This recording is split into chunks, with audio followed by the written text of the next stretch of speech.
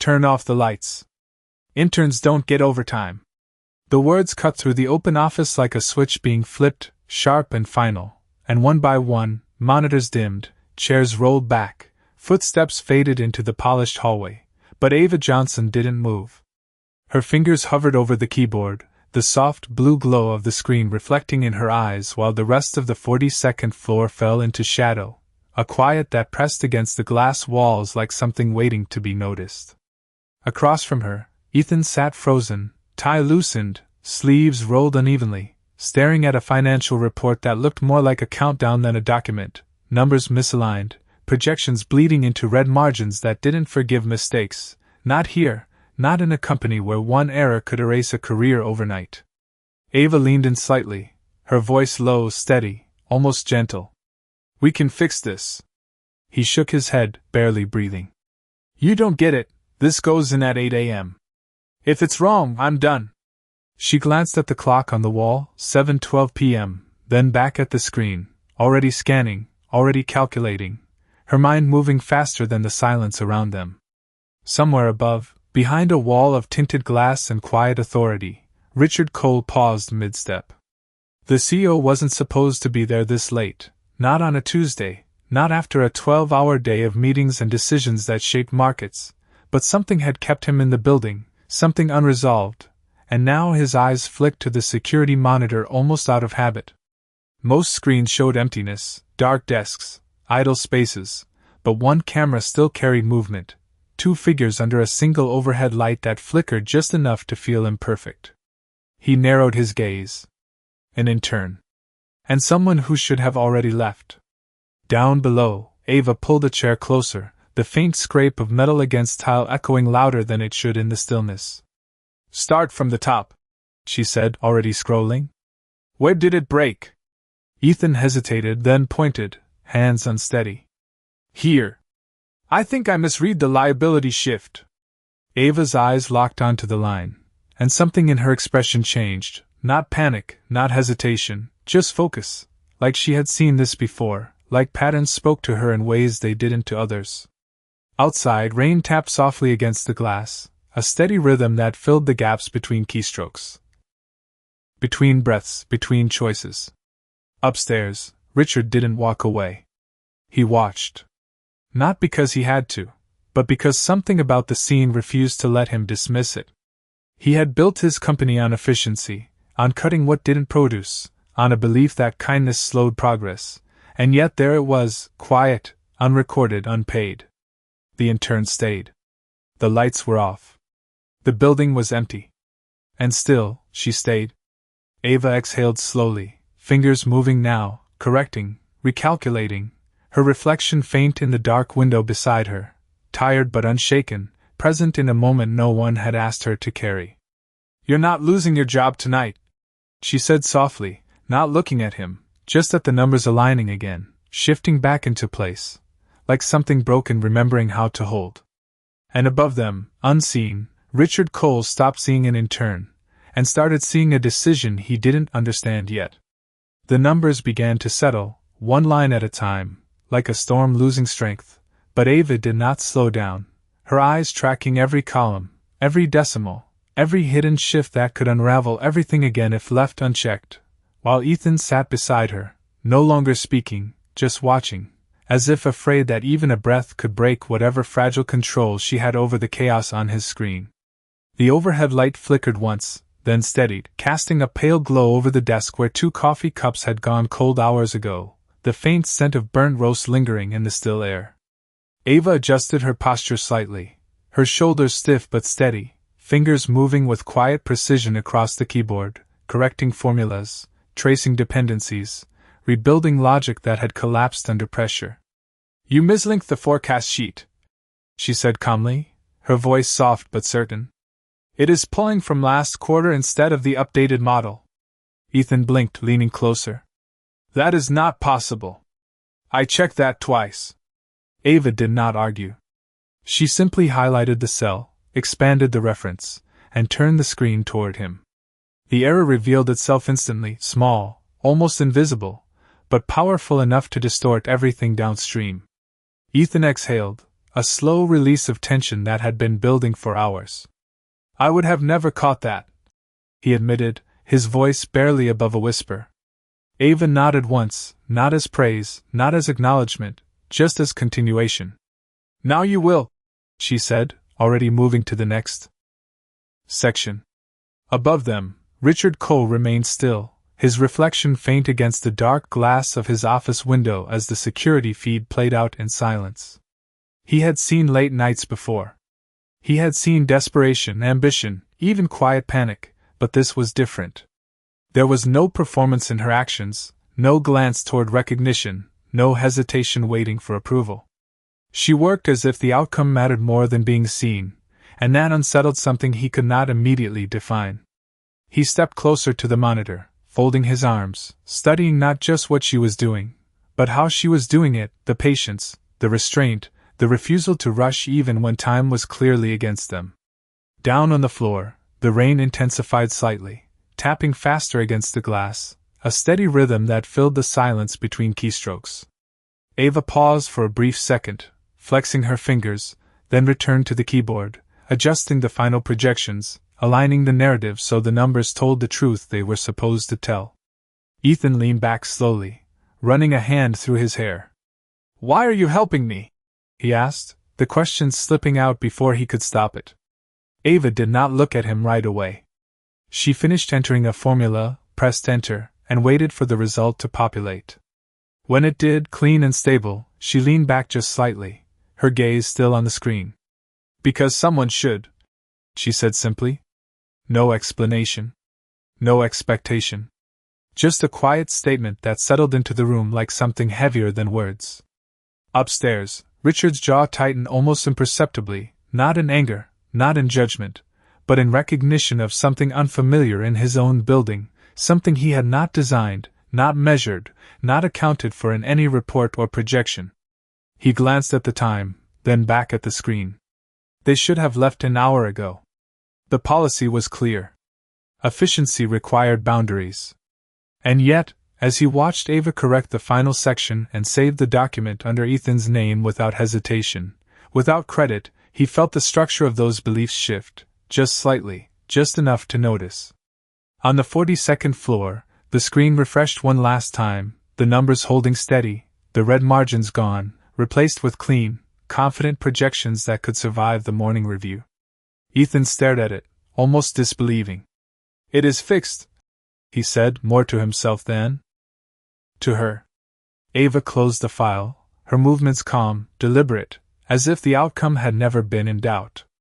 She reached for her bag, worn at the edges, resting quietly beneath the desk, and stood up, smoothing her blazer with a small, absent motion. The office around them remained dark, silent, unchanged. But something had shifted, quietly, invisibly, in a place no one else had thought to look.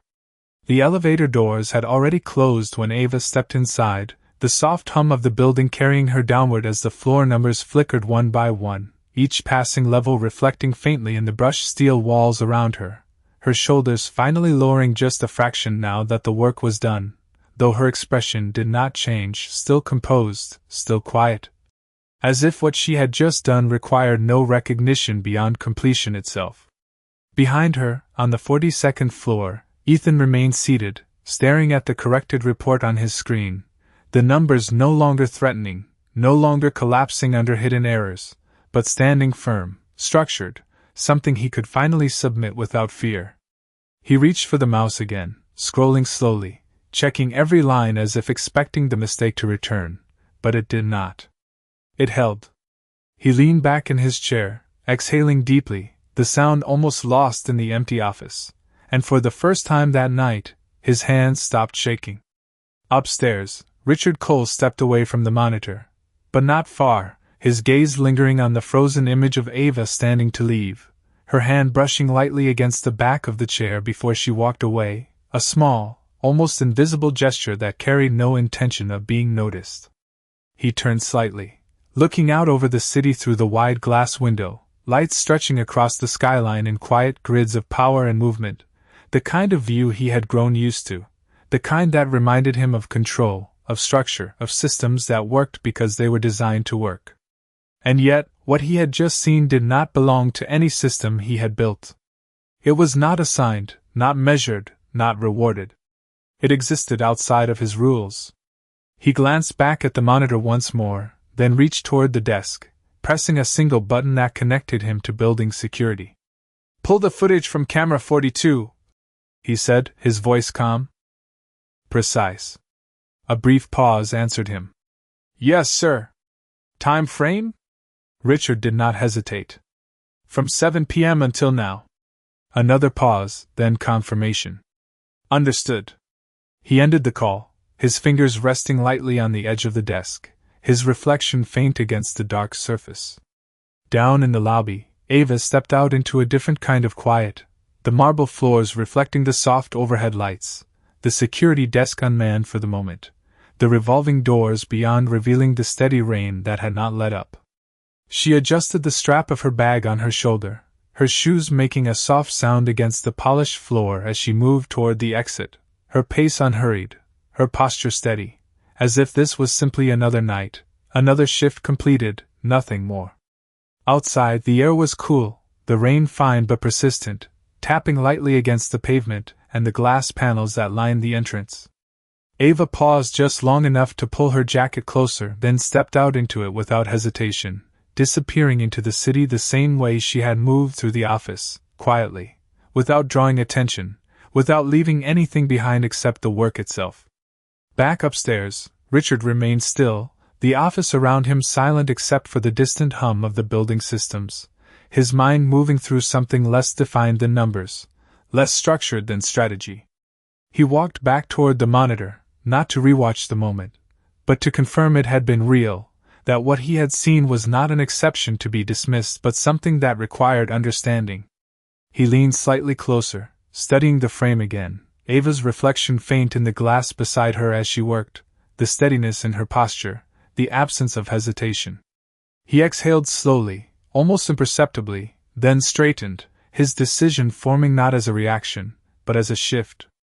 "Schedule a review for the intern list," he said quietly to himself, the words barely audible in the empty room. He reached for his phone, scrolling briefly before stopping on a name he had not noticed before, a name that had not appeared in any performance summary, any report worth flagging. Ava Johnson. He looked at it for a moment, then locked the screen, placing the phone back down with deliberate care. In the silence that followed, something had changed, not loudly, not dramatically, but with the kind of weight that does. Not neat announcement, the kind that moves forward whether anyone else sees it yet or not. The next morning arrived too clean, too bright, the kind of light that made everything look sharper than it felt, and Ava stepped into the building just before 8, her shoes still slightly damp from the walk, her blazer pressed but worn at the sleeves, her badge catching the early sunlight as she passed through the lobby without slowing, without expecting anything to be different. The elevator ride was quiet, filled with low murmurs from employees checking their phones, adjusting ties, preparing for a day that would move fast and forget faster, and Ava stood near the back, hands relaxed at her sides, her expression calm, unreadable, as if the night before had already folded itself into memory. When the doors opened on the 42nd floor, the atmosphere had shifted, not loudly, not obviously, but enough to notice. Conversations were tighter, glances quicker, the kind of tension that moved under the surface without explanation. Ethan was already at his desk, posture straighter than usual, his screen open to the same report, now finalized, now clean, now something he could stand behind. When he saw Ava step in, he stood immediately, the motion almost too fast, drawing a few looks from nearby desks. "Hey," he said, his voice low but urgent, stepping toward her. "They reviewed it." Ava paused, adjusting the strap of her bag on her shoulder. "And?" she asked simply. Ethan hesitated, then a small, disbelieving smile broke through. "It passed. No questions. They said it was one of the cleanest projections they have seen this quarter." Ava nodded once, a quiet acknowledgement, as if that had always been the expected outcome. Around them, a few coworkers exchanged glances, some curious, some skeptical, the kind of looks that measured without asking, that weighed effort against position and found it misplaced. One voice, half-whispered but not hidden, drifted from a nearby desk. "Must be nice having someone do your work for you." Ethan stiffened slightly, his jaw tightening, but Ava did not turn, did not respond, did not even slow her movement as she set her bag down and powered on her station, the screen flickering to life in front of her. The comment hung in the air for a moment, then dissolved into the hum of keyboards and quiet conversations. At precisely 8:15 a.m., a notification appeared on every screen across the floor, a calendar update marked high priority, subject line simple, direct. Department meeting. Attendance required. A low ripple moved through the office, chairs shifting, people glancing at one another, trying to read meaning where none was given. Ethan looked at Ava again, confusion flickering across his face. "This is not normal," he said under his breath. Ava glanced at the notification, then back to her screen. "Then we will find out why," she replied calmly. Upstairs, in a conference room lined with glass and controlled silence, Richard Cole stood at the head of a long table, a thin folder resting in front of him, unopened, his posture still, deliberate, as executives filed in one by one, taking their seats without speaking, sensing the weight of something not yet defined. He did not greet them immediately. He waited until the room settled, until every chair had stilled, until the quiet was complete. Then he opened the folder, his eyes scanning the first page briefly before looking up.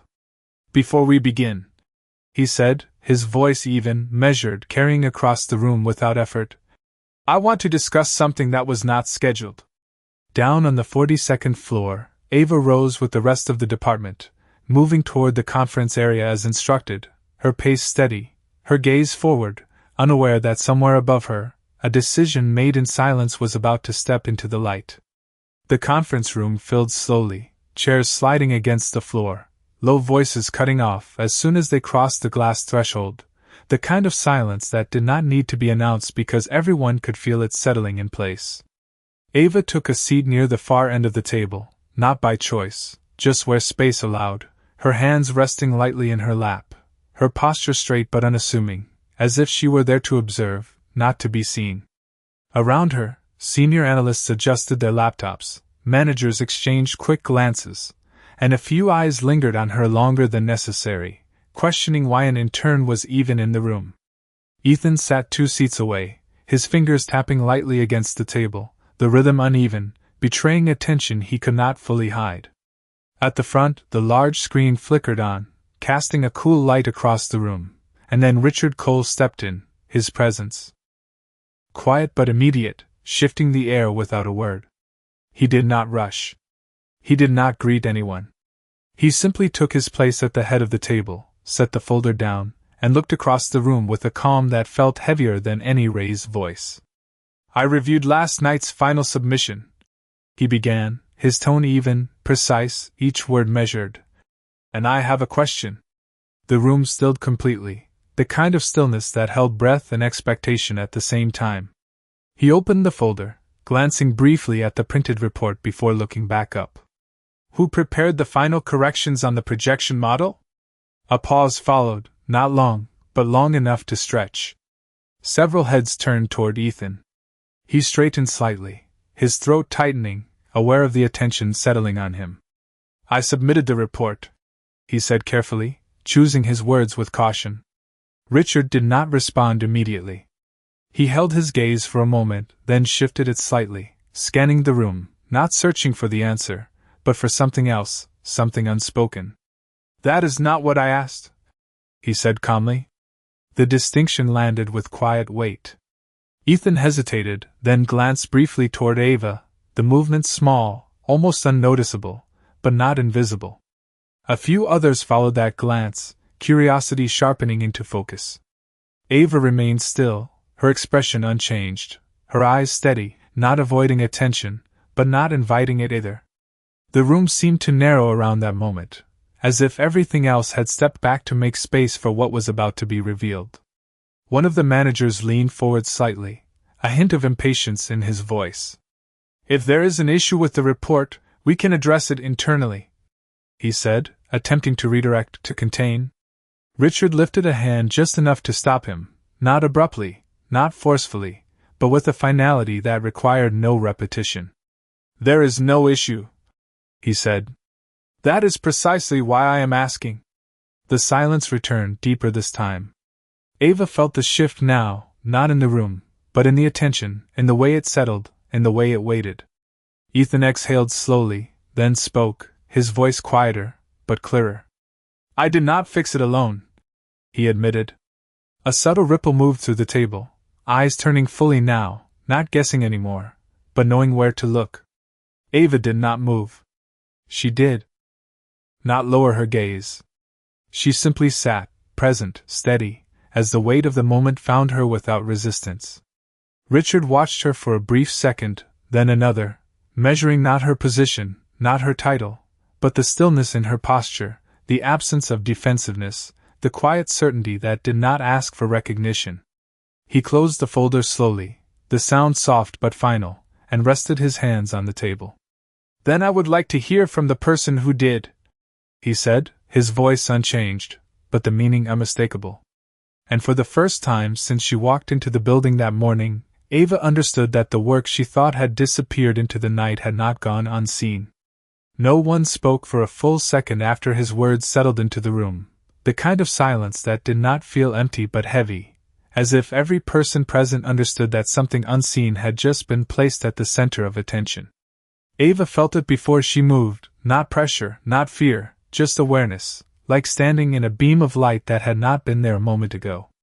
She inhaled slowly, her fingers pressing lightly against each other in her lap, then she stood. The movement was small, quiet, but it shifted every eye toward her completely. A few brows lifted. One manager leaned back slightly, surprised, almost skeptical. Ava did not rush. She did not look around the room.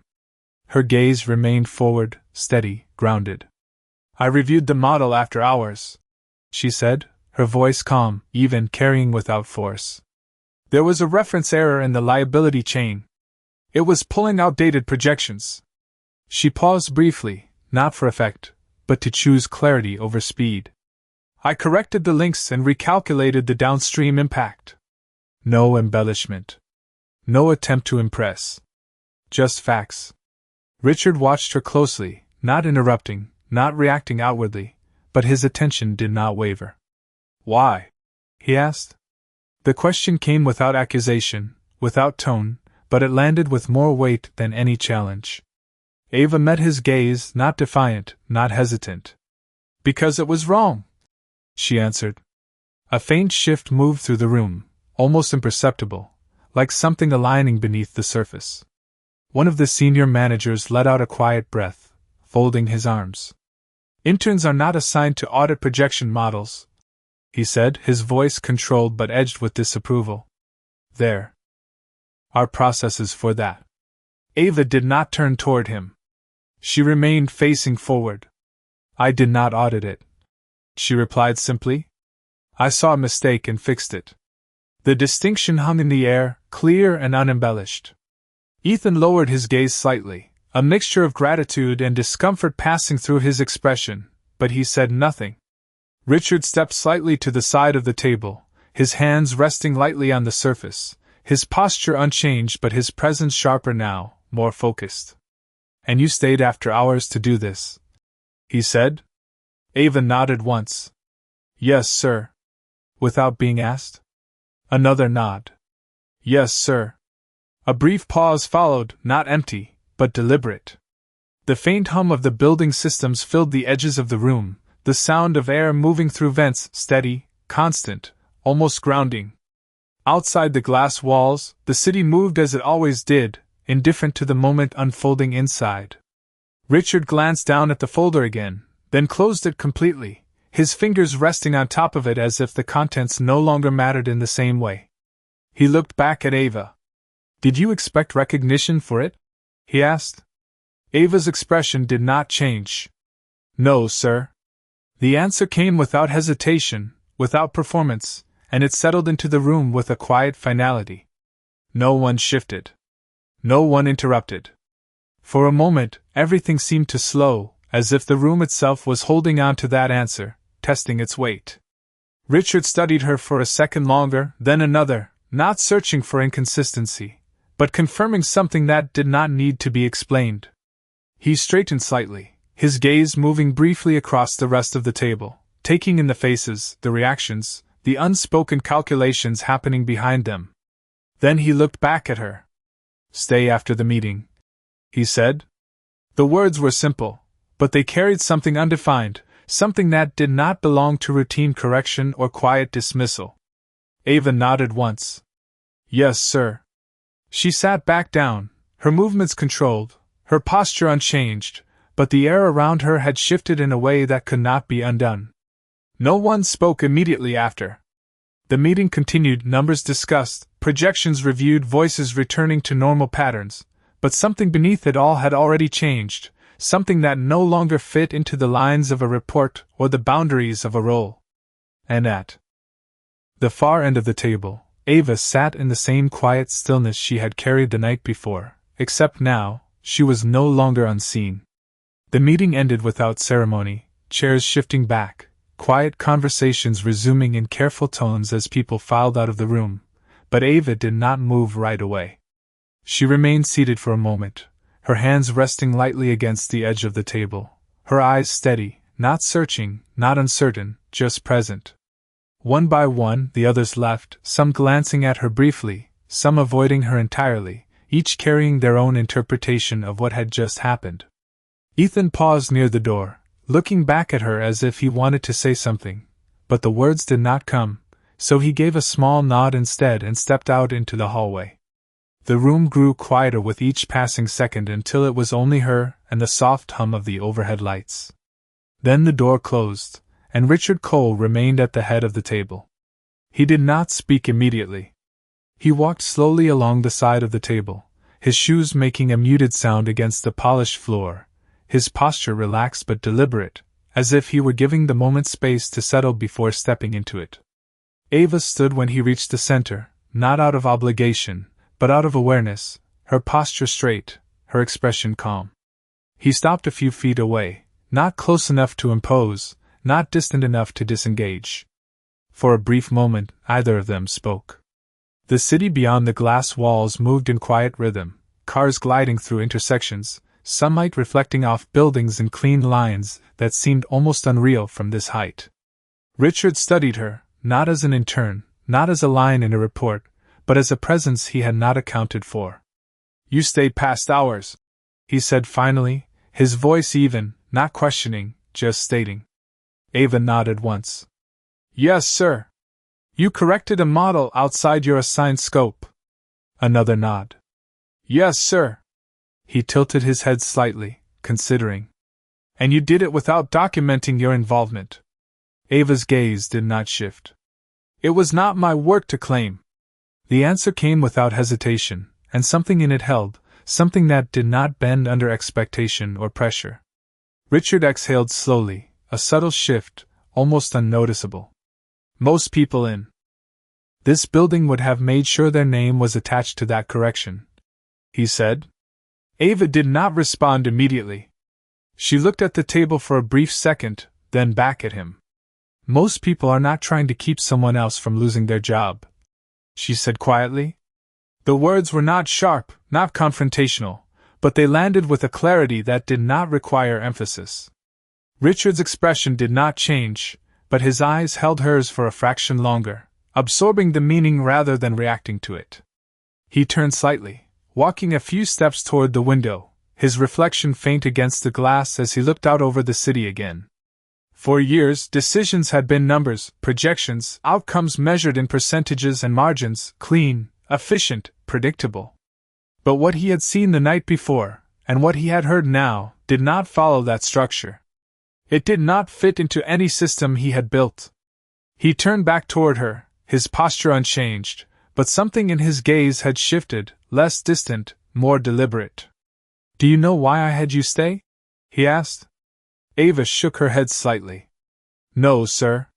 He nodded once, as if confirming something for himself. "Because I needed to understand whether what I saw was an exception," he said. A brief pause followed, not empty, but precise. "Or a standard I have been ignoring." The words settled between them, not heavy, but significant, like something being placed where it could not be overlooked. Ava did not answer. She did not need to. She simply stood there, steady, the same quiet presence that had carried her through the night before, through the meeting, through every moment where she had not been expected to matter. Richard walked back to the table, resting his hand lightly against the edge, his gaze still on her. "You are not invisible in this building," he said. The statement was simple, but it carried something final, something that shifted the space around them in a way that could not be undone. Ava nodded once, her expression unchanged, but her eyes steady, grounded, as if she had never needed the words to know who she was, only the chance to be seen. Richard did not return to his seat. He remained standing, one hand resting lightly against the edge of the table, as if the decision forming in his mind required him to stay grounded in the moment rather than retreat into distance.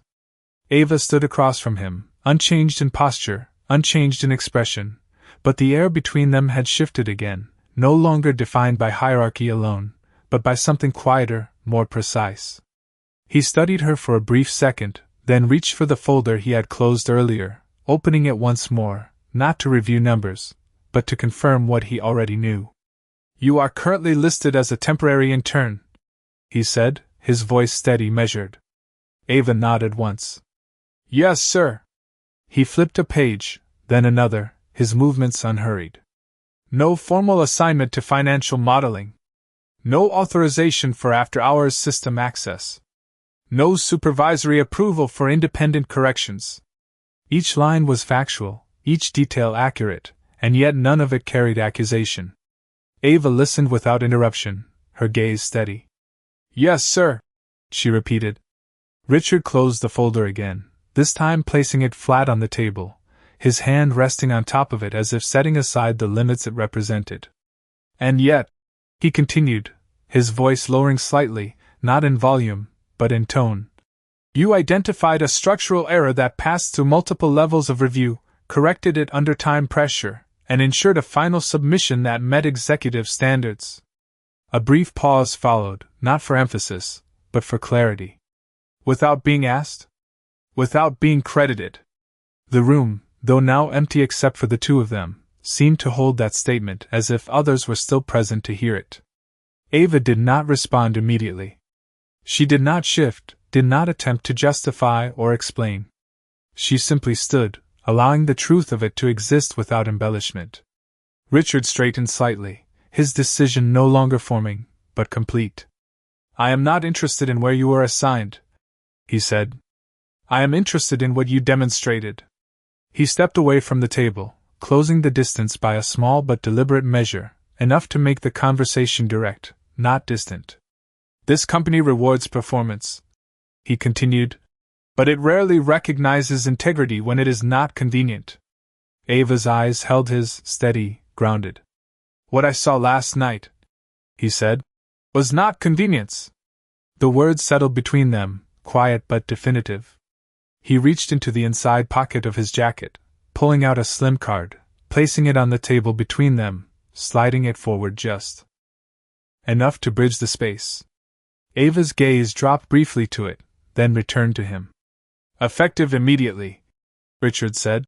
"Your internship status is being reviewed for conversion into a full-time role within strategy and analysis." He paused, watching her, not for excitement, not for reaction, but for understanding. "With direct access to projects that match your capability, not your title." The room remained still, the kind of stillness that follows a shift too significant to interrupt. Ava looked at the card again, her expression unchanged, but something quieter moved beneath it, not surprise, not relief, something more grounded than both. She reached forward, picking it up with a controlled motion, her fingers steady. "Thank you, sir," she said, her voice calm, even. Richard studied her for a moment longer, then asked, "Is that enough?" The question was not rhetorical. It was precise. Ava met his gaze again, her answer coming without hesitation. "It is an opportunity," she said. "What I do with it will decide if it is enough." A faint shift passed through his expression, not quite a smile, not quite approval, but something closer to recognition. He nodded once. "Good," he said. He turned slightly, walking toward the door, then paused just before reaching it. Without looking back, he added, "And Ava," his voice steady, "do not wait to be assigned what you already know how to do." The door opened quietly, then closed behind him, leaving the room in silence once more. Ava stood there for a moment, the card still in her hand, the sunlight now stronger against the glass, casting long, clean lines across the table. She did not rush. She did not speak. She simply looked down at the name printed beneath hers, then lifted her gaze forward, the same steady presence she had carried all along, except now, the space ahead of her had changed. The hallway outside the conference room felt different as Ava stepped out, not louder, not busier, but sharper somehow, as if every detail had come into focus without asking for attention, the soft hum of conversation returning in low waves, the rhythm of keyboards picking back up, the quiet machinery of the day continuing as if nothing had changed, even though something had. She walked at the same pace she always had, steady, unhurried, her hand loosely holding the card at her side, its weight barely noticeable. But its meaning settled deeper than anything written on it. As she reached the main floor, a few heads turned, not all, not dramatically, but enough to register, enough to acknowledge that something unseen before had now been noticed. Ethan looked up from his desk as she approached, his expression shifting from uncertainty to something more grounded, more certain. "What happened?" he asked quietly. Ava paused beside her chair, placing her bag down with the same careful motion she always used. "I have more work to do," she said simply. Ethan studied her for a second, then nodded, understanding more than the words explained. Around them, the office resumed its usual rhythm, but the space between actions had changed, the glances held a second longer, the silence carried more awareness. Ava powered on her screen, the familiar glow returning, numbers and data aligning across the display, the same work, the same tools, but not the same position. She did not rush. She did not look around to measure reactions. She just began, her fingers moving with the same quiet precision, the same focus that had carried her through the night before. Upstairs, behind glass and distance, Richard stood once more at his window, looking out over the city that had always reflected order, control, structure. But now, for a brief moment, something else moved through that reflection, something less defined but more real. He turned away from the view, his gaze shifting back toward the interior of the building, toward the floors below, toward a presence he had almost overlooked entirely. He did not speak. He did not call another meeting. He simply stood there, aware in a way he had not been before, as if a quiet recalibration had taken place without announcement. Down on the floor, Ava paused for just a second, her reflection faint in the dark edge of her monitor, the same steady eyes, the same calm expression, unchanged by recognition, unchanged by opportunity, grounded in something deeper than both. She reached into her bag, sliding the card carefully into a small inner pocket, not displayed, not set out, just placed where it would not be lost. Then she returned her hands to the keyboard, continuing the work in front of her, line by line, detail by detail, the same quiet consistency that had brought her there, the same clarity that would carry her forward.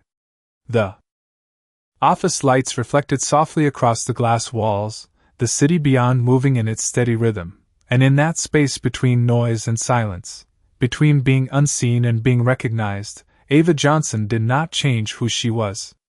She simply continued, and for the first time, the world around her adjusted to meet her where she had already been.